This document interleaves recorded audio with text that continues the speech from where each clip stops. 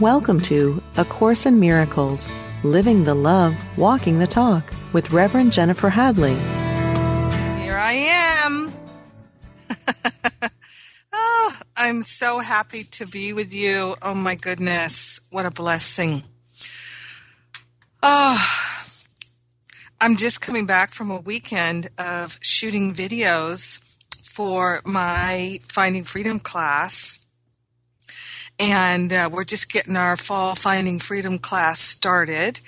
That's my 7-week spiritual boot camp class. And I have had so much just reminding me of the work that I've done and where I started from and how I feel now, and the gigantic difference that doing this work actually makes. I just have so much clarity from teaching Finding Freedom and making these videos. So I am so excited to connect with you today by means of the radio show, Transcending Time and Space.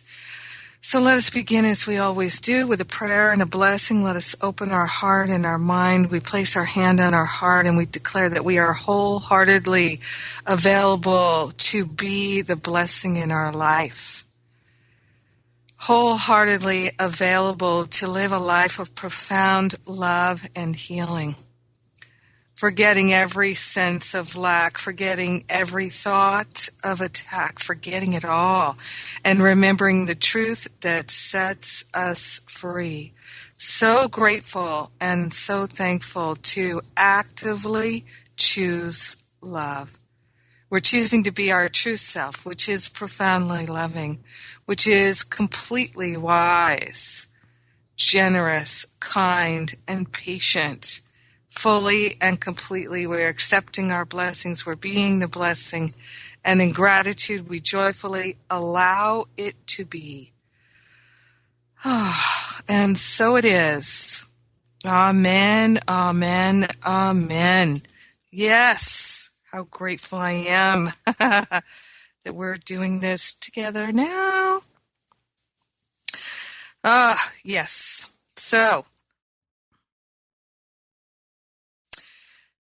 just taking this moment to collect myself and say, what? What is going on? So here's what I notice.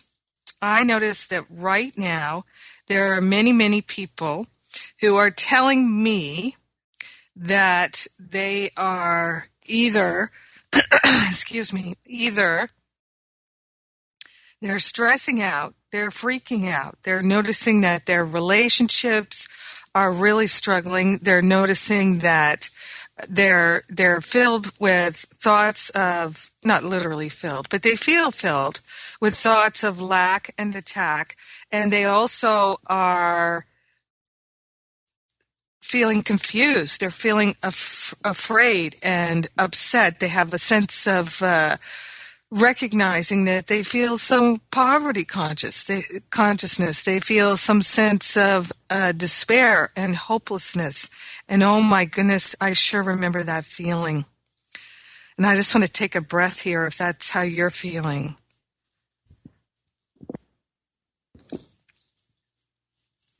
So, from this awareness, I also notice that there are many people in my world who've been in Finding Freedom with me and who, in the summer, and who are now repeating it in the fall, or new people in the fall, people who are in Masterful Living, and they are having amazing breakthroughs, and they are amazed at what they're able to experience in their life, and that they're looking back now on the year, as we tend to start doing as it gets to mid-November. They're looking back on their life and they're realizing, oh my God, I have changed so much this year. A big wow for how much I've been able to accomplish this year. And that's actually how I've been feeling. It's not about accomplishing things in the world. That for sure doesn't even matter at all. I mean, it really doesn't, because the accomplishments that we have in this world, the whole purpose of any of that activity is simply to undo the ego, right? So right now, I'm going to invite you to just think about, in the last 10, 11 months, what have you been able to accomplish in the world? Think about that for one moment.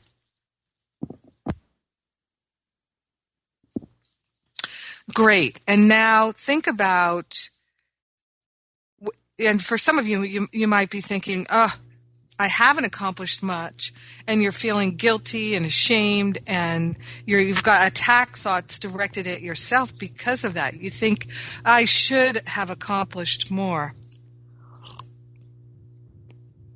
So, if that's how you're feeling, check this out. I think this is so beautiful, because this really changed my life. From thoughts of lack and attack to true prosperity. So I used to look at my life and what I accomplished. Often at the end of the year, I would look back and I'd think, I didn't do enough. I wasn't good enough. I set out with high hopes at the beginning of the year, and look where I am now.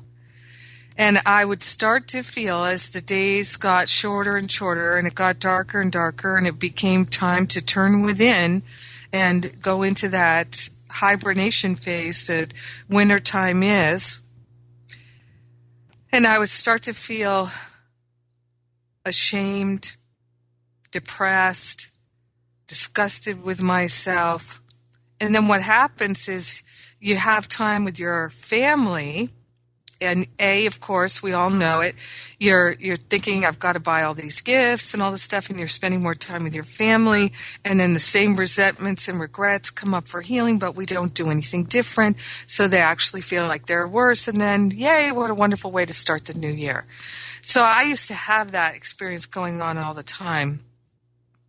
And what I noticed was I was consistently affirming lack, and I was consistently choosing thoughts of attack against myself and others, because very often what I would do, just the way my experience of the ego was, is I would rather project out the attack on others than have it for myself. So literally, I couldn't bear to attack myself, so I would literally just project it out onto others.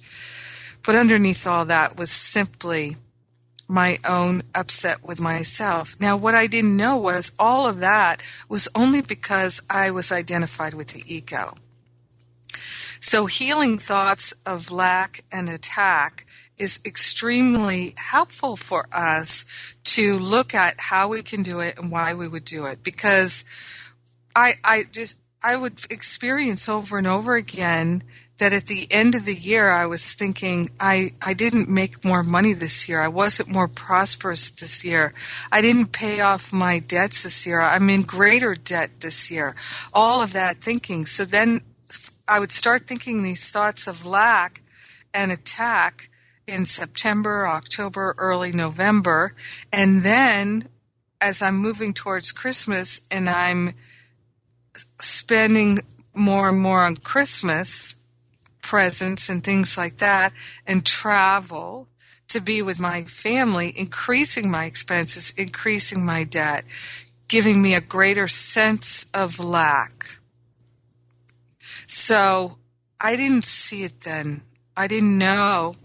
Even though I was studying these books and these principles, spiritual principles, science of mind, and the unity teachings, and all kinds of new thought teachings, even though I was really studying, I wasn't making a study of my life. And I wasn't paying attention to what I was thinking on a deeper level, on a higher level, on a wider level. And I for sure was not doing the deep work. And the ego was driving my spiritual practice. So these thoughts of lack that I would start to really energize towards the end of the year would create an even greater sense of lack towards the end of the year, the very end of the year. And that's what I would start the new year with and energize it some more. This is how the ego keeps us stuck like flypaper. This is how the ego does it. And when we're identified with the ego, we actually claim that it's our thinking, it's our belief system, but it's really not. It's the thought system of the ego. It is the belief system of the ego. And we can unhook from it. We can disconnect from it. But first, we have to realize and recognize that it's not our thought system. It's not our thought system. Right? So let us recognize that right now. These are not my thoughts. Oh, let's take a breath on that. So, what I invite you to do is just give it a thought for a few minutes. If you've got a pen and a paper, I invite you to consider what are the major areas in your life where you are choosing to energize lack. Where are you choosing to energize lack? Is it in your relationships? Is it in your finances? Is it in your physical appearance? Are you thinking that you've got too much weight? Your weight is abundant, or there's something wrong with your body? What's going on? How are you holding these lack thoughts in your mind? Because all thought produces form at some level. There are no idle thoughts. So right now is the perfect time for us to clear away the clutter in our mind, because no one else can do this for us, and we can do it. Now, what I also remember is I had a great sense of inadequacy. I had a tremendous sense of doubt. So check this out. What I remember so very clearly is I would have these thoughts that, like, and see if you do this too. I would have these thoughts, I'm not going to eat any more of those. I'm not going to eat any more of those cookies or those brownies or whatever it is. I'm not going to eat any more of that. It might be, I'm never going to buy that again. I'm never going to do that again. And for me, particularly even what I remember was when I was training to be a Science of Mind practitioner at the Agape International Spiritual Center, studying with Michael Beckwith, I would literally, and this is after years of study and years of dedicated practice, I would still, after my practitioner classes, be so triggered in that releasing the ego identification that on the way home from class, I would literally stop and pick up a pack of cigarettes, a 6-pack of beer, a bottle of wine, something, and I would come home and I would get a bag of popcorn or something like that. Every possible self-medication thing that I could think of. And I would come home and I would, drink the alcohol and smoke the cigarettes and eat the snacks while watching TV, zoning out on TV. And inevitably, I would stay up too late. And it was like I was intent. I know I was intent. The ego was intent on drowning my awareness. So I spent the entire evening awakening my awareness in my practitioner training classes, and then I would come home and spend the rest of the evening drowning it out. Self-sabotage is for the purpose of slowing you down. That's the purpose of it. It's slowing down your spiritual growth. It's helping you to re-identify with the ego. So the more attention you put on unhooking the ego, the more attracted you will be to self-medication and self-sabotage, because that's how the ego keeps us stuck like flypaper, keeps us on that hamster wheel. Because I don't know about you, but this is what would happen to me. I would go into that self-sabotage and that self-medication, and while I was doing it, I was so intent on numbing myself,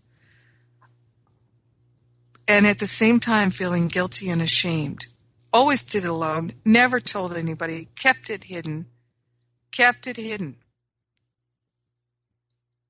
I never the next day called up my prayer partner and said, oh, last night after class, I got drunk and I smoked half a pack of cigarettes. And I woke up this morning and I felt trashed, totally trashed. All that salt, that alcohol, no water, and the cigarettes. I feel like hell. I feel like I'm torturing myself.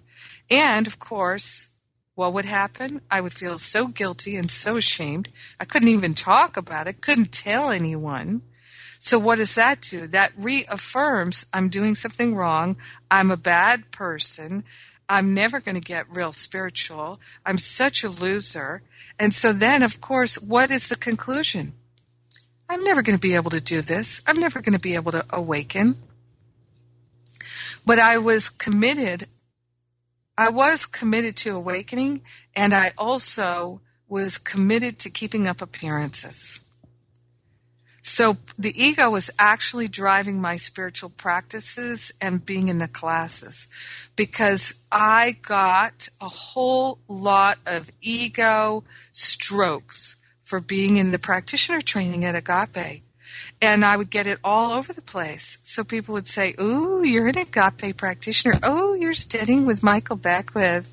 Oh, you're so special. Look at you, special spiritual girl. And I ate that up, and I definitely promoted that, and I would puff myself up for it. And then, of course, on some level of my awareness, I knew I was doing all the opposite of undoing the ego. Completely the opposite. And yet I was pretending to be so dang spiritual. And I talk about this now because I call it out, because I know what it feels like. It feels like hell. It feels like a hellish hamster wheel. And how are you ever going to get off it? Oh my goodness. I was so desperate to get off it, but I didn't even know it was really possible. Because here I am. I'm in the practitioner training. Here I am. I'm doing all this deep work, and even in the ministerial classes, that some of that behavior still lingered. It was diminishing, but it was still there. And when I was in the practitioner training, it was all up. It was totally triggered. And this is what I notice right now. So many people are getting really, really triggered in all these ego habits and patterns of lack and attack and limitation and separation intensely coming up for so many people. It's so profound what's going on. And we think that if all that stuff is coming up, that there's something wrong with us, that we're doing something wrong, and that we're not in the right class, we're not in the right program, we're not doing the right things. It's not true, my friend. If you're feeling like a hopeless, desperate loser, or even if you just have some judgments, some thoughts of lack and attack against yourself, no matter where you are in this healing process, know this. You're in a healing process. You are. It's coming up for healing. So when all those thoughts of lack and attack come up, it does not mean that you're wrong and bad, or even that you're making a mistake. The error is believing it. The error is not that it's coming up. It's coming up for your healing. So let us choose that healing. Let us recognize it. Let us not pretend to be more spiritual than we are. That is only giving the ego more fuel for the fire. Let us be truthful with ourselves and others. There's no shame in things coming up for healing. It's a benefit of doing the spiritual work. Yes, yes, yes. Let us be so grateful that our stuff is coming up. That's what I finally learned. And it took me so many years to finally figure it out, that when the stuff is coming up and it's in our face, it's coming up for healing, and that's a good thing. So it's time for me to go to a break. I'm Jennifer Hadley. You're listening to A Course in Miracles. And on this break, if you're interested, you can still join my Finding Freedom class. We're just getting started. Go to jenniferhadley.com. Click on the Finding Freedom ad there on the home page. You're listening to online radio at unity.fm. I'll be right back. All right. So, telling the truth. Woohoo! Telling the truth on Tuesday. So, yeah, I was so thick and stuck in that muck and that mire. What I literally remember is this. See if you can relate to this. Well, first of all, let me say that, again, the Finding Freedom class, we're just getting started. People will be joining us every week in the class. You can go at your own pace, listening to the audios, watching the videos, getting the transcripts, working the workbook. I have a nearly 400-page workbook. And, you know, I have to say, I want to give a shout-out to everybody who's in Finding Freedom right now because, I know everybody's working at their own pace, but your sharing in the class is so beautiful. In our chat group is so beautiful. It's so inspiring to me. I feel so blessed to hear how in just a few days of people starting to work these principles and tools that I share in my Finding Freedom class, that they're having absolute breakthroughs. I also want to give a heads up to everybody. I'll be putting it out on Facebook, and I'll be putting it out on my daily Spiritual Espresso, my daily blog of prayer and inspiration, which you can sign up for at jenniferhadley.com. I'm doing a free call on Saturday, and I'm not going to tell you what the topic is yet, but it's going to be I can't wait to share with you.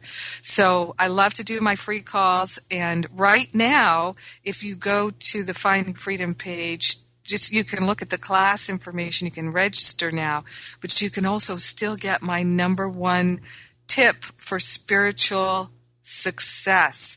But that's going to go away in just a minute because we're going to be putting up the next free call, which is going to be on Saturday.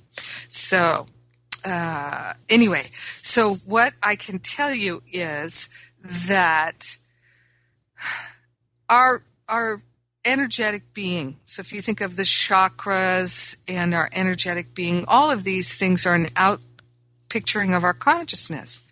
So all thought produces form at some level. There are no idle thoughts. And so our thoughts are literally expressing into form in the form of our chakras and the health of our chakras and the health of our physical body and all of these things.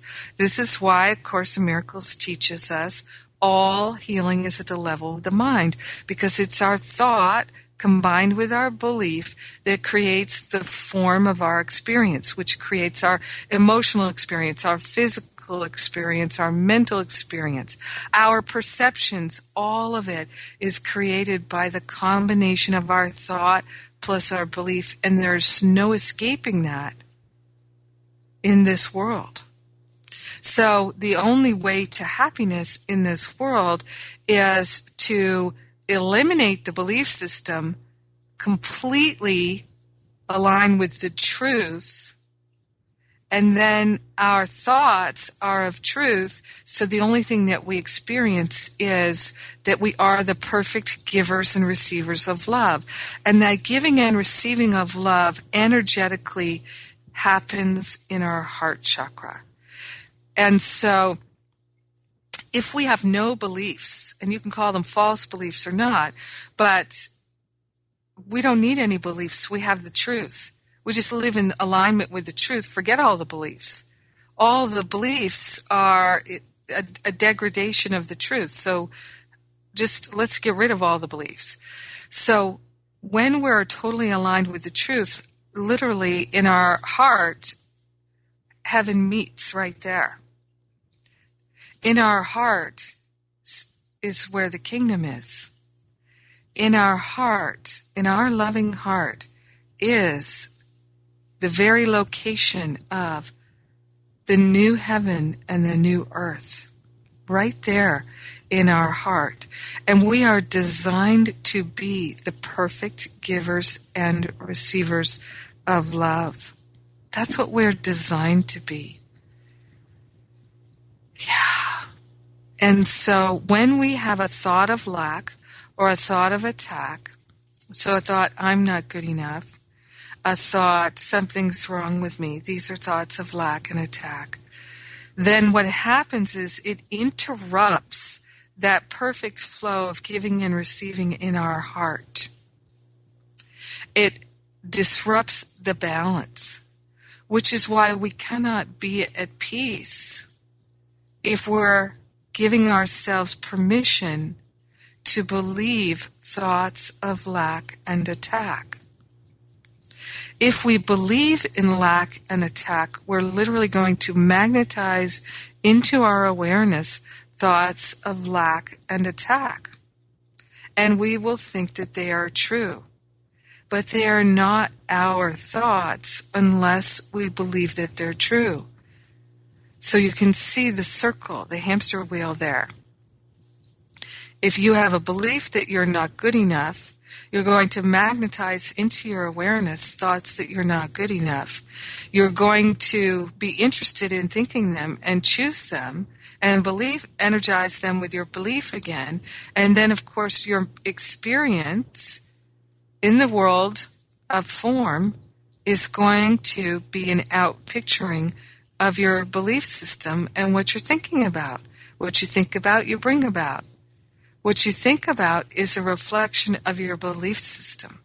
So what happens is all of that negativity that you believe and you're energizing, it's in your heart that you're holding it, those beliefs.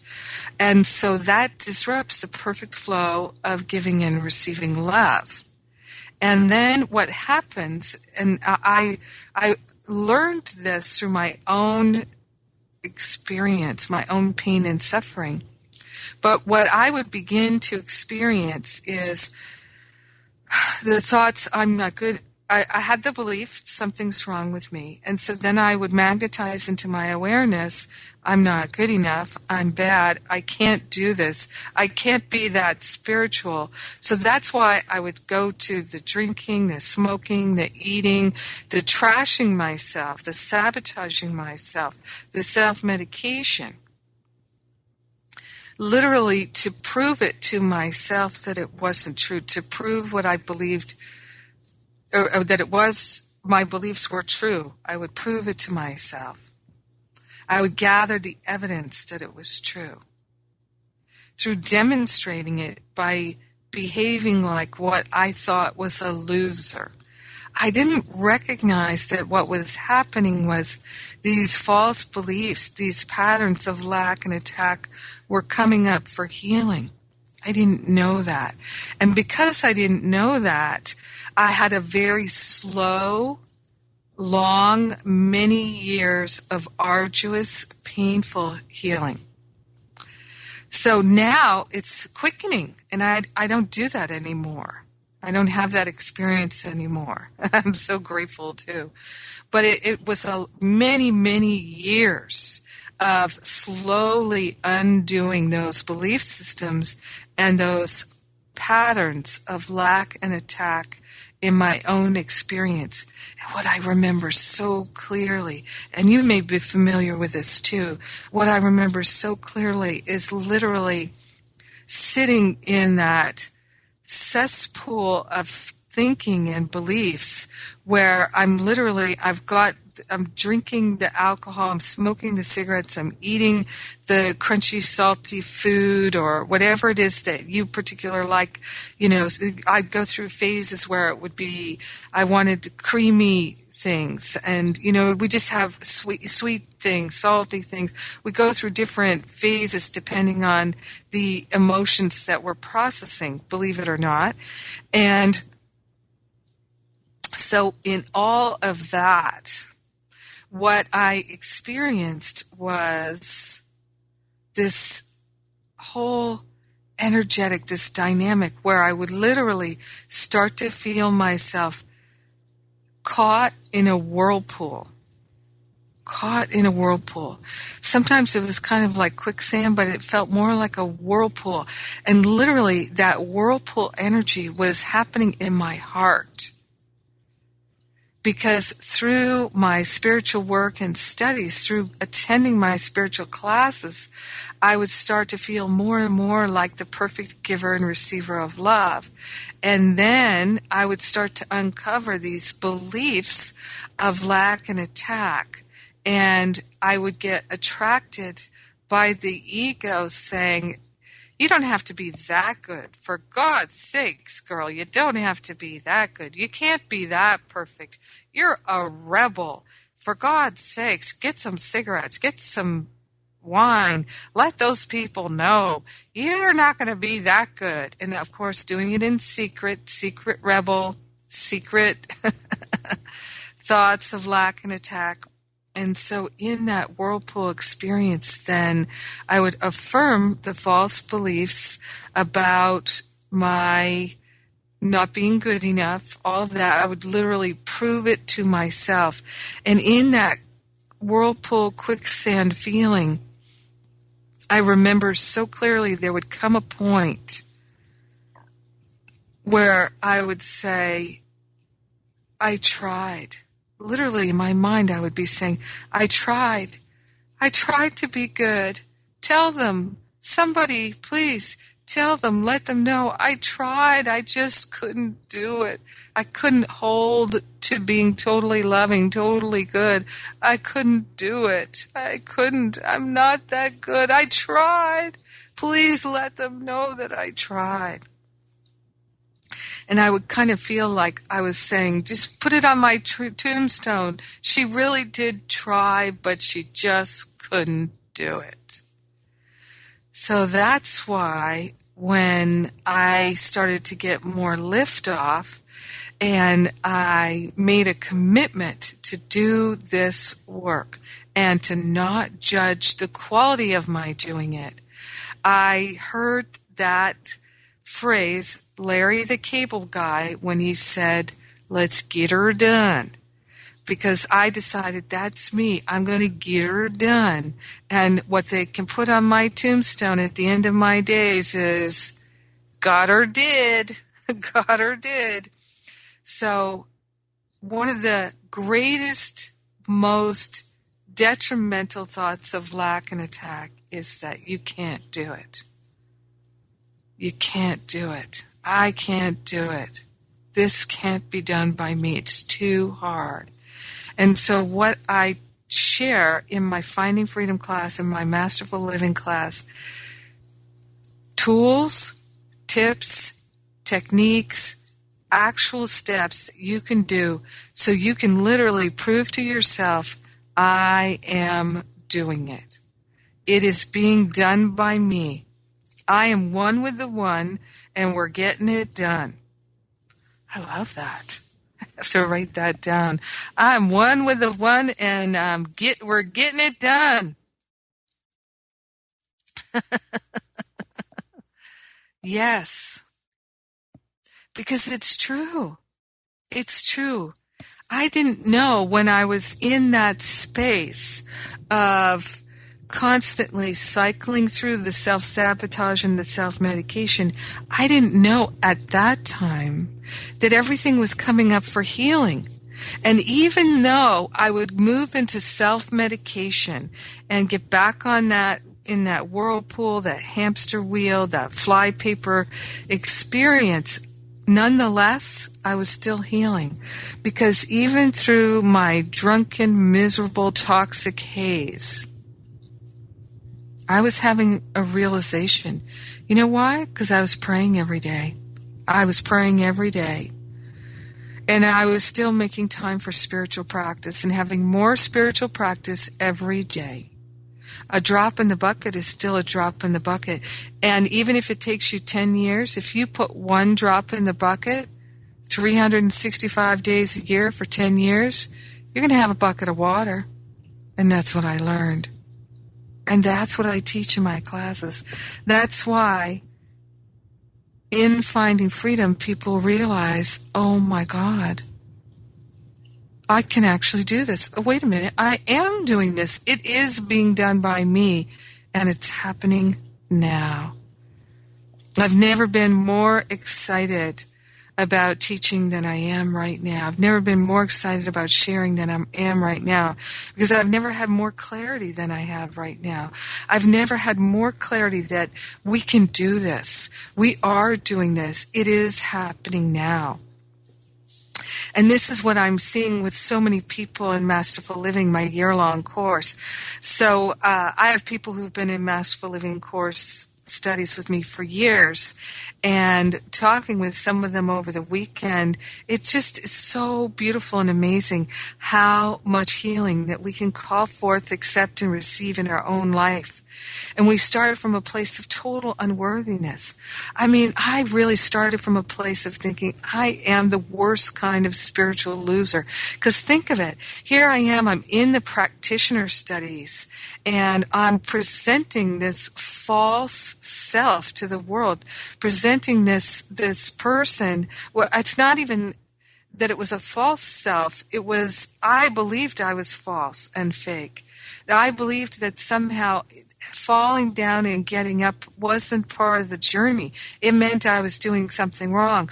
I shouldn't be having stuff come up for healing in that way.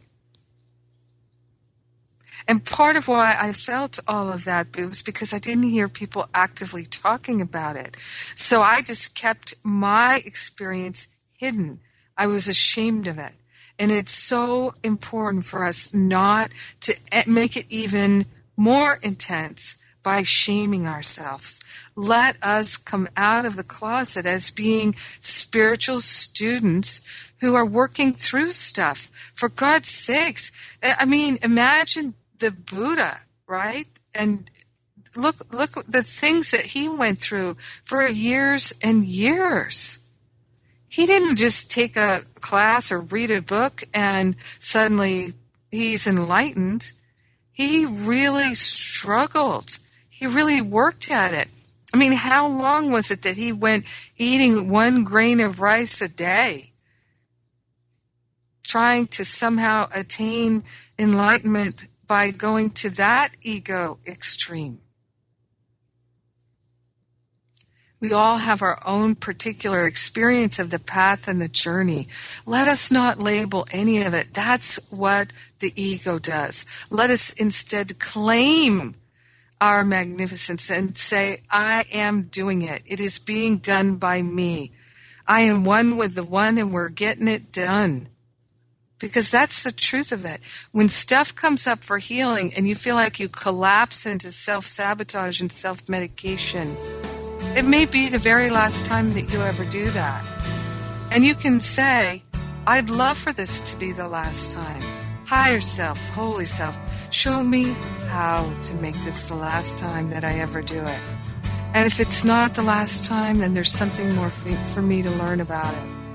Let me not judge my experience of learning. Every single one of us goes through relationship experiences where we're difficult, and maybe we're mean, maybe we're cruel to other people, to ourselves. This is how we learn. Let us recognize that we are waking up. Through all of these experiences, we're still waking up. It does not mean we're failing. Not at all. Let us go into the darkest day of the year with the greatest amount of light in our heart and in our mind. We are doing this. We're doing it together. We are doing it. It's happening now.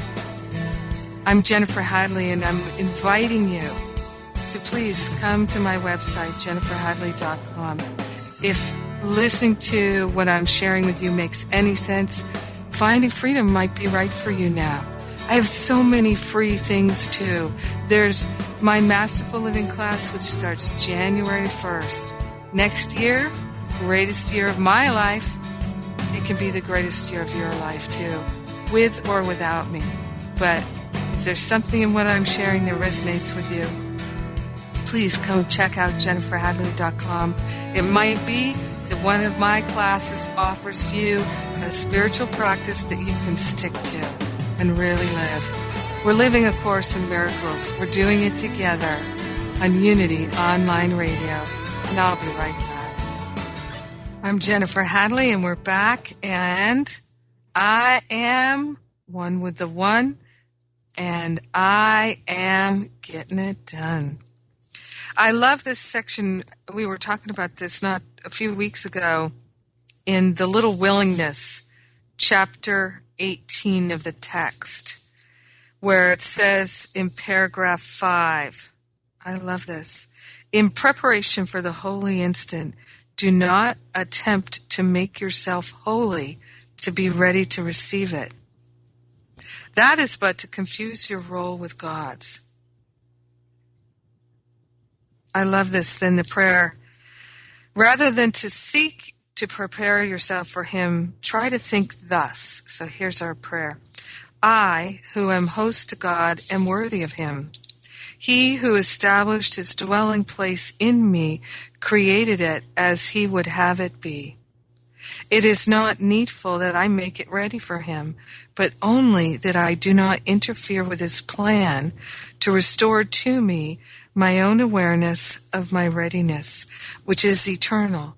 I need add nothing to His plan, but to receive it, I must be willing not to substitute my own plan in place of it. So that's the bottom of 381 in my version of the text. Do not attempt to make yourself holy to be ready to receive it. And this was one of the greatest realizations that helped me release the habits of lack and attack. My friend, I must share this with you. I so was entrenched in that belief that I had to make myself holy. It's so thick in our spiritual communities, in our spiritual world, isn't it? So thick that we have to make ourselves holy. What? No, we don't. No, we don't have to make ourselves holy. Because you know what? This is the ego's approach to spiritual practice. Make yourself holy. And then what happens is you're in meditation, you're in contemplation, you're in prayer, you're living your life. And what does the ego say to you over and over again? You're not so holy. You're not so holy. And I remember this. I remember there was a fear in our practitioner class, in our ministerial class, of graduating and being officially licensed as a practitioner and a minister, because then people would look at us and go, she ain't so holy. I know her story. I've seen her. Have you seen what she's done? Have you heard what she has said? She's not so holy.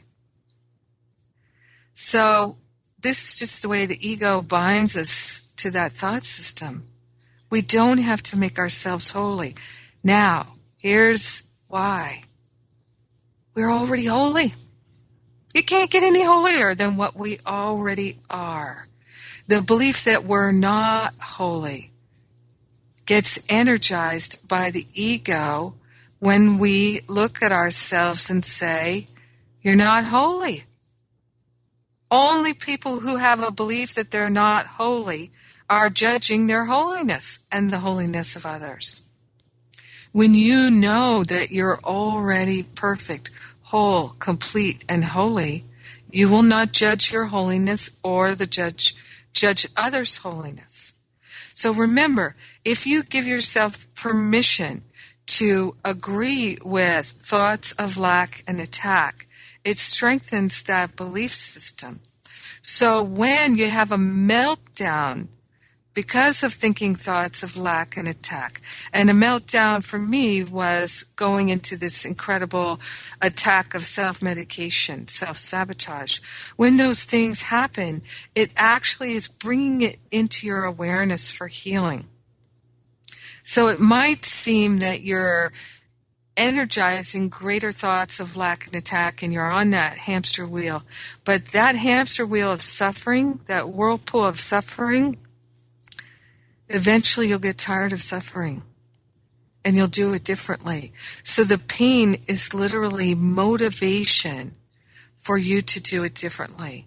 And so when you are in those experiences of tremendous self-sabotage and self-medication, it doesn't mean you're doing anything wrong. There is something wrong with your thinking. Your belief system is incorrect. It is not true. It is completely false. And when we have false beliefs, we will magnetize into our awareness thoughts of lack and attack. And if we are really identified with the ego, we will believe that those thoughts of lack and attack are true because they are congruent with our belief system. So where we work is at the level of the mind. The thought appears in our mind, I'm not good enough. We tell it the truth. The antidote is the truth every time. There's no other antidote. We don't need another antidote. And the truth is, I'm already holy. I am already holy. I am already the Christ presence. I'm already there. And the only reason that I think I'm not there is because I believe I'm not there. The belief comes before the thought. We magnetize into our awareness the thoughts congruent with our belief system.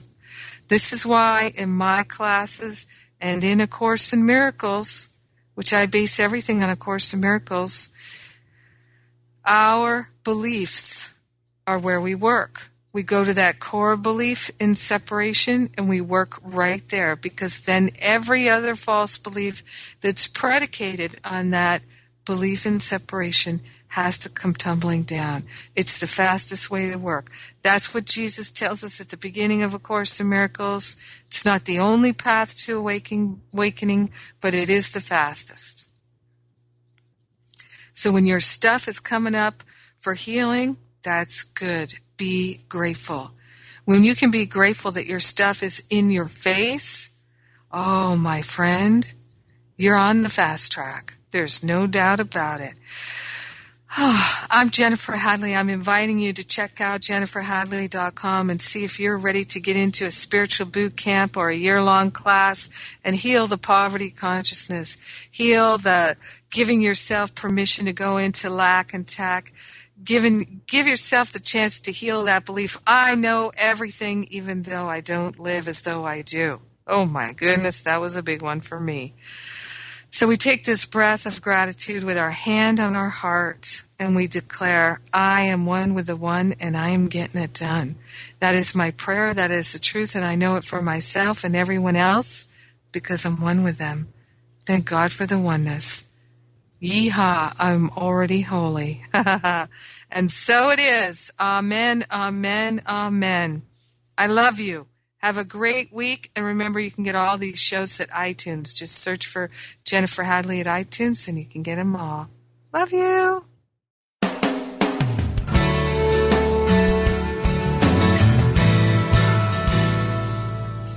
Thank you for tuning in to A Course in Miracles, Living the Love, Walking the Talk, with Reverend Jennifer Hadley. Join us every Tuesday morning at 10 a.m. Central for more tools and insights into how to express your beliefs from moment to moment, every day, in every way.